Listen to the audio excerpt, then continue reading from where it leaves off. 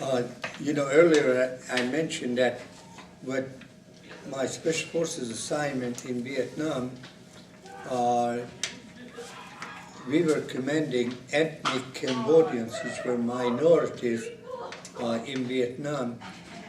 And when I got to Vietnam, this was in June of '69. We Americans, we knew that we're going to pull out. Really? We knew that early. So on your way over there, you knew that We you knew. guys weren't going to be there. That's right. We knew. That's terrible to fight a war knowing Sure. you're not going to be there. Exactly. That we're going to just pull out in some way. We didn't know how, Okay. but we know we're going to pull out. So, but I didn't let that affect me because I was going in a war. War is going on, and I was determined to fight it to the best of my ability, regardless how it's going to be concluded. It wasn't up to me, it was up to our country, and I took the oath that I will be a soldier, defend our way of life, and obey the orders of our national authority. And so I did my very best. And of course, as I learned more about the war and more about the people, I felt bad for them, but I knew eventually we will leave. I went to Vietnam with the frame of mind that I learned during World War II when my dad went to Vietnam. And when I went to Special Forces, I'm sorry, when my dad went to World War II. Yeah, World War II. And when I got to Special Forces training, I learned about Special Forces, the area orientation, all those things. I got the same frame of mind as my dad when he was drafted in World War II, and he went for the duration. And it was very obvious that if we would be in war with the Soviet Union, we go behind enemy lines, we're not going to stay there for a year and then come home and go back again. We stay for the duration, whatever length of that war would be. It made a lot of sense for me. So when I received orders to go to Vietnam, I went with the idea that I will go for a duration. This is even though we had rotations back, my thinking was different than most people. I could not believe that in Vietnam we had commissaries and PXs. So you have full bases. Yeah, I couldn't believe. I thought I would go to Vietnam and I will be in a foxhole. I would be in a bunker. I would be in a Special Forces camp for the duration. I went with a footlocker, so then things could be secured and easily loaded and moved around. And all that changed to some degree, because then, although I never went, I went one time, I went to a PX, well, it wasn't even a PX, it was a commissary, a military commissary, when with the CAV, we got so close to the South China Sea, coming from Cambodia, out to South China Sea, that with my unit, we built the last fire base for our battalion, because from that place, then the next thing is go out to a ship or aircraft and fly home. And I'm just saying that to give you some thought about my way of thinking during the war. I know that I had like maybe 3 days before I was leaving my unit. We were building the new fire base, and we got supplies in, And I talked to my sergeant and I said, you all been really great and super, and they were really good. Well, you can imagine, we were in war for 6 months and I didn't lose anybody. We were in contact. I was out in the jungle with my unit all the time, and there was no gripes. You hear about smoking dope and fragging the leaders in the units and that kind. There was nothing. One time, a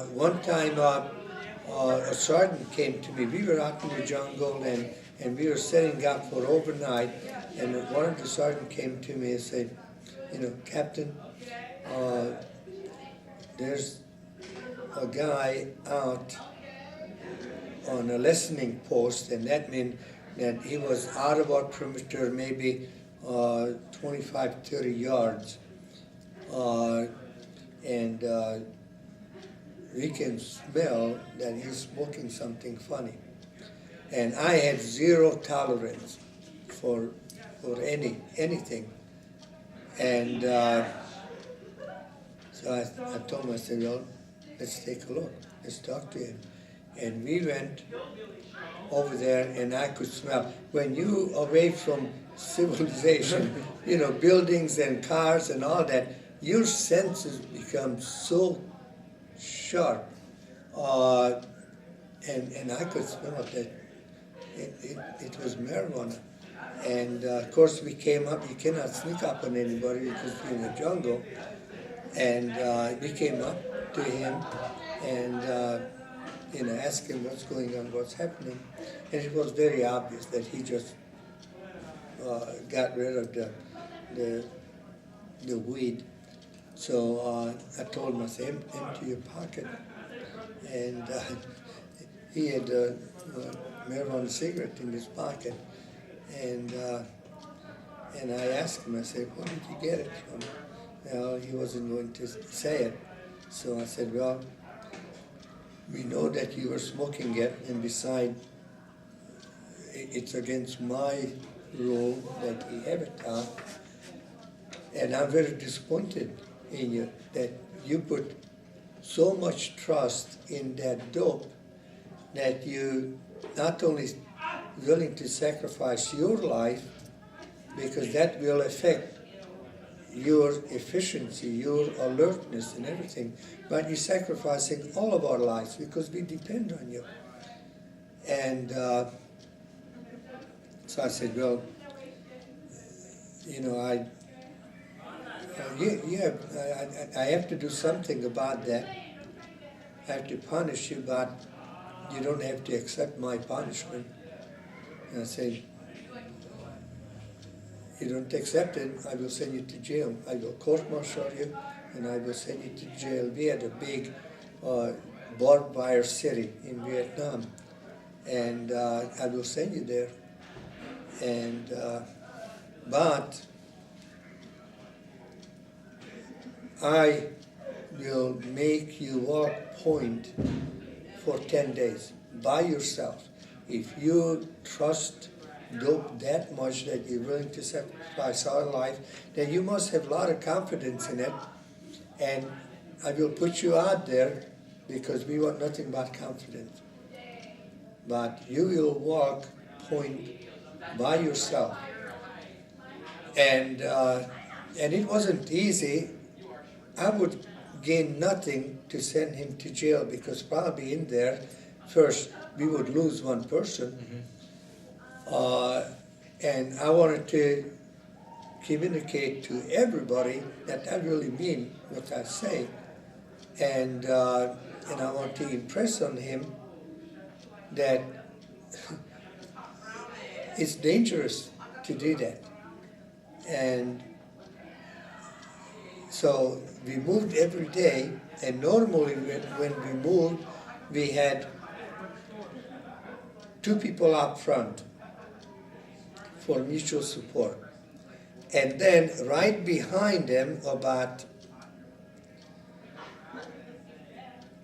25 to 50 yards, depending on how thick the jungle was his squad, and squad is uh, 10, 20, about 22 men right behind him, and he would be normally part of that, and they would rotate among themselves to walk. They would decide, how long each of them would walk, point, and then two of them come back and two others go on, and they would do that all day. And then every day we would change the squad with another squad from a platoon. And a platoon is 4 squad. So the squad would go walk point every, not every 4, no, not every 4 days, and then we change them, yeah.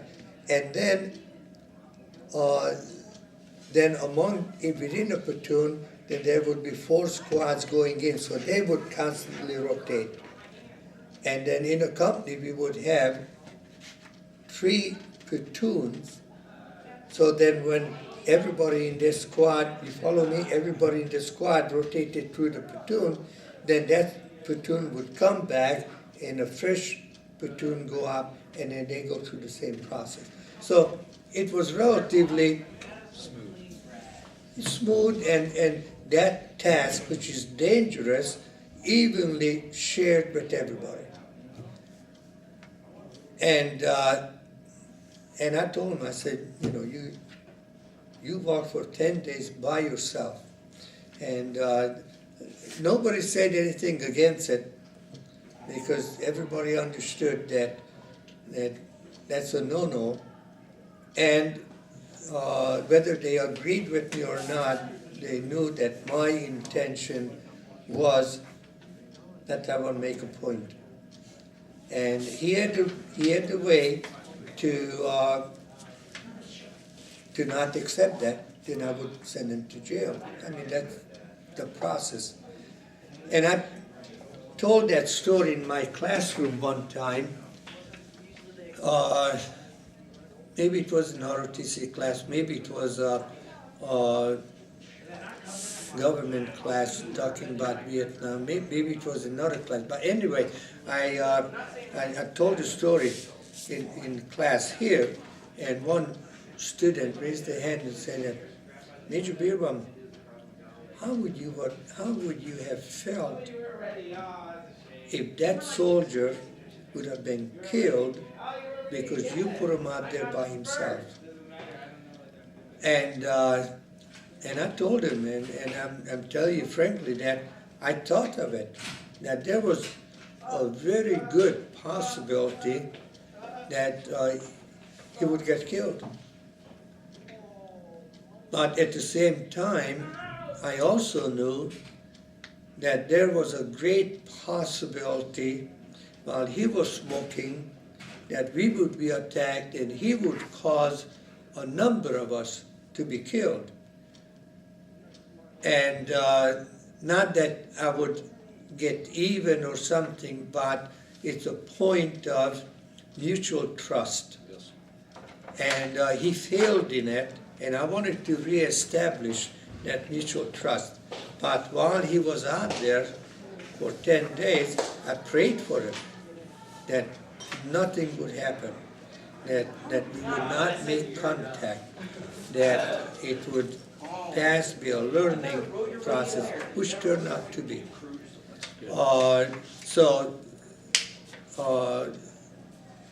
Going back to, I don't know how I got sidetracked, going back to our Cambodian soldiers. So when I got to Vietnam, I knew that we're going to pull back. Well, and I told our soldiers, our Cambodian soldiers, that, one of these days we will say goodbye. And we will stay as Americans, but we'll say goodbye to you because that part will not be the part of the war. And then I heard soon after that Special Forces High Command made contact with the Cambodian government. This was before the Khmer Rouge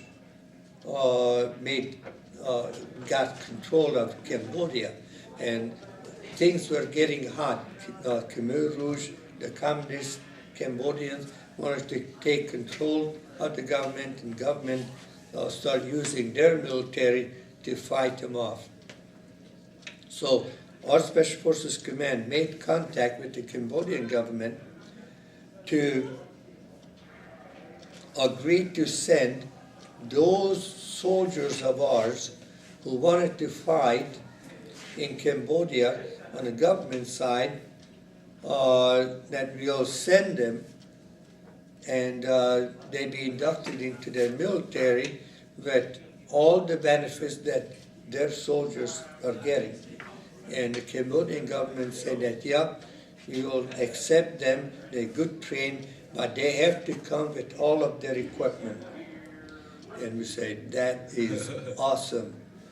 And so we told our soldiers that, you have an option to go, and we'll send you to Vietnam. You can fight for your country, and you will have the same benefit as the Cambodian soldiers, pay, and you can take your families, and we'll send with you all the equipment, weapons, ammunition that you can carry on the aircraft.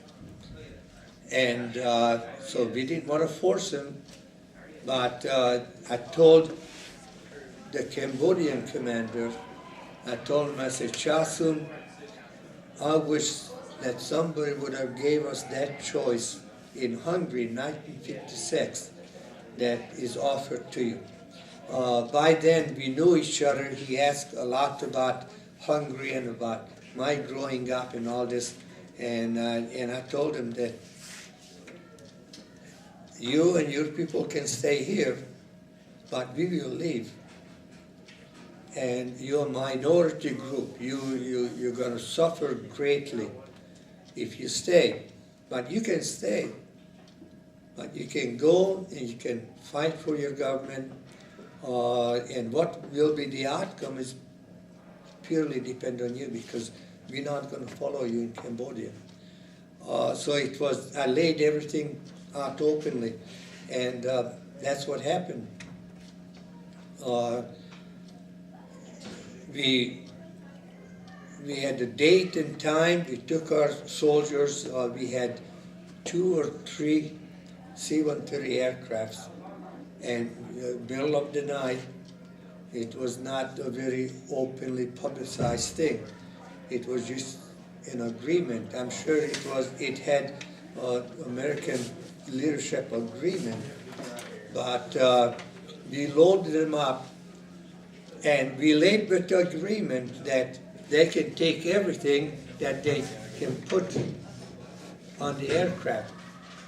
But we kind of played a little politics, because we had trucks loaded with guns and ammunition and radios, anything that they wanted. And we took those trucks to the aircraft. So the only thing they had to do is take it from the aircraft, put it onto the tailgate. So we honored them, and we wanted them to succeed. And unfortunately, they also lost their war, and they suffered under Khmer Rouge deeply. So these things, we said a very warm goodbye to them, and all the wish, and we know that unfortunately it's going to be tough, because we couldn't help him anymore. How was troop morale during that time for you guys? When they knew that they were going to go home, did you guys still go out on missions or patrols, or did you guys just kind of stay back and? Okay, in the meantime, when our troops left, of course it wasn't 100%. We were still a small unit. We didn't have 600. We had maybe 100, 120. Some of them could not go for number of reasons, and we really didn't ask him and all that. And we maintained our camp, and then I extended, my time was up, so then I went from that camp to the first Cav Division. And Oh, that's so when you ended, when you enlisted your second time, I enlisted, or not your second time, sorry, when your guys' tour was up and you stayed for a second tour, so that was in 70? Okay, and when did you actually leave country? I think it was December 70. So almost a total year. Yeah. And see, when you extended, not coming back to the States, but staying in the country, you extend for 6 months, and that's count for a tour. Not 12 months like my first tour, Okay. first time in country. I extended, instead of coming back, and it was with the understanding that I could have my choice of assignment. Okay. So anybody who extended, you can tell them, and if they can give you the assignment that you want, then the tour is honored and you stay. Otherwise, if somebody wanted some goofy thing, you're not going to get it. But I wanted an infantry company. I was a Special Forces officer, Special Forces trained, but I was an infantry company. And with Special Forces, you fought the war with what you could carry. Rucksack, foot, and no aircraft, no tanks, no trucks. You there, and that's what he intended. And so you always planned on very clever, use everything to a maximum, and know the enemy, and be observant, have a good plan, train your troops. And I fought the enemy, and I know I was not fighting it at my true capability. I was an infantry officer, and I was a first lieutenant. I was ready to make captain. I wanted to command an American unit. Okay. I knew the enemy already. I learned it in the previous 12 months. And so I was very confident, and I thought that if me staying, extending, and commanding an American unit, I just may be able to save one American life. And if that is the case, it's worth the chance that I'm taking to stay an extra 12 months or extra 6 months. I get into the jungle and I get blown up, and then I would feel, or somebody would say that, well, he deserved it. He could have gone home. He didn't go home. He went out and played war games in a jungle, and he got his butt blown away. I mean, Yeah. Realistically, Yes. it could happen. And but it didn't matter. What mattered is that I got that experience. It is crazy. See, it ties into my idea. You go to the war for the duration. I mean, to me, it was unrealistic that you go to a war for 12 months and then you come back to the States. The enemy changed, the terrain changed, the location changed, your assignment changed, and you start all over again. If I would look at for my welfare, the chances are getting hurt on the second tour is greater than if I just extend, and even less if I would stay for the duration, and I would perhaps save an American life. Now, I didn't do this decision on my own. I was married, I had Yeah. a wife, and so I had to talk this over with my wife. Not to ask for her permission, but we are a couple. You know, we are married. Here I get blown away. She's a widow. I mean, I have responsibility for her. So we always made decisions together. And she agreed, fully known that I could get hurt, I could get killed. And she knew that I was asking for an infantry unit. I wanted to use all the power of the United States Army to fight in the war. I was trained how to use artillery. I was trained how to use tanks. I was trained to how to deploy infantry company properly at machine gun and rifles and air support and all that stuff. And I wanted to do that.